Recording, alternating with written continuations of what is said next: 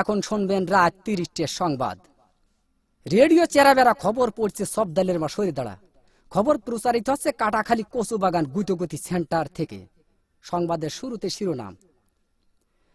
কাটাখালীর মিরির দুয়ার ভিতর একটি চাউলের খনি। শেখপাড়ার বটতলায় ঘোড়ার গাড়ির দুর্ঘটনা।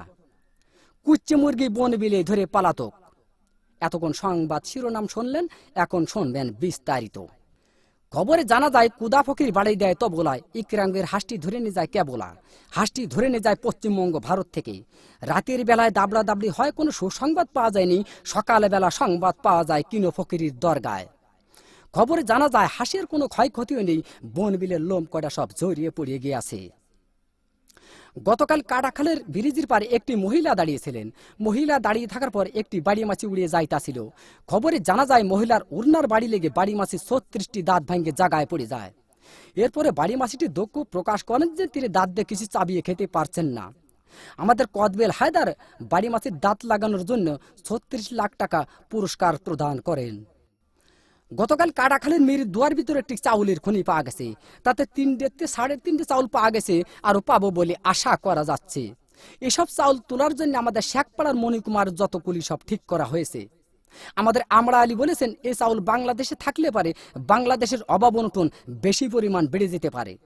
এই জন্য এই চাউল বিদেশে যাবে বলে ৪টি কোস্টার জাহাজ আমাদের কাটাখালের ব্রিজ ঘাটায় ঘষাঘষি করিতেছে।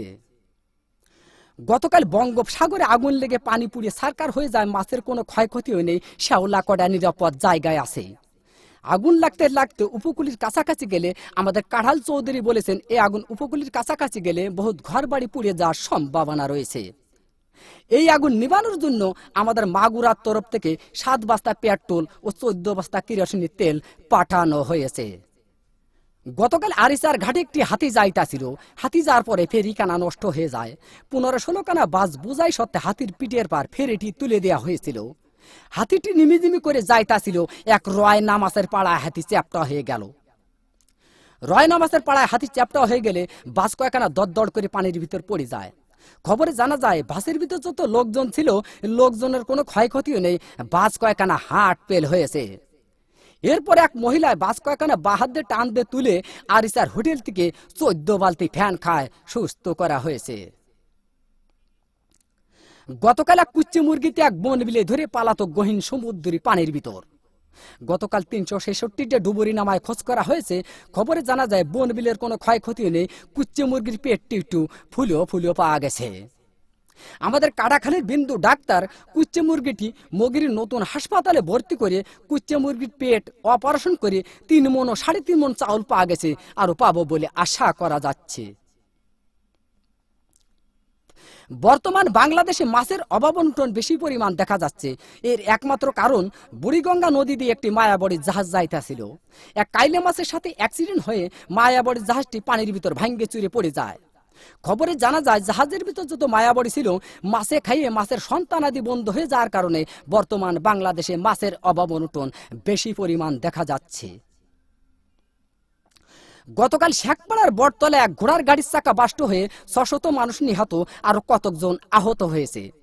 আহতদেরকে জ্যান্ত পুঁতিয়ে ফেলা হয়েছে, আর নিহতদেরকে মগির নতুন হাসপাতালে ভর্তি করা হয়েছে। গত মাসে এদের সুশীলের চিকিৎসা হবে বলে জানা যাচ্ছে। সবশেষে আবহাওয়া। আজ রাত বিয়ান পর্যন্ত আবহাওয়ার পূর্বাভাসে বলা হয়েছে, ৬ সত্যিপুর, কাদিরাবাদ, দেড়িয়া, আবালপুর, সিমেলের মাদ্রাসার উপর দিয়ে দক্ষিণ পূর্ব দিক থেকে ঘন্টায় ৬০০০ কিলোমিটার বেগে দমকা থেকে জোরে হওয়া বৃষ্টি ও বজ্রবৃষ্টি সহ বিচ্ছিন্নভাবে বয়ে যেতে পারে। সেই সাথে ইট পাটকেল ও পাথরের খোয়া পড়ার সম্ভাবনা রয়েছে। এইসব এলাকার বাস, ট্রাক, মাইক্রো ও কার গাড়িকে ১ নম্বর সতর্কতা সংকেত দেখিয়ে যেতে বলা হয়েছে। আর এইসব এলাকার সাইকেল, বাইসাইকেল, মোটর সাইকেল এবং মকবুলের ঘোড়ার গাড়িকে ঘরের ভিতর বাইন্ধে থুয়ে বসে থাকতে বলা হয়েছে। এই আবহাওয়ার পূর্বাভাস রাত বিয়ান পর্যন্ত বলবৎ থাকিবে। আগামীকাল সূর্য উঠলি আর ডুববে না, ডুবলি আর উঠবে না। খবর শেষ হলো। খোদা হাফেজ।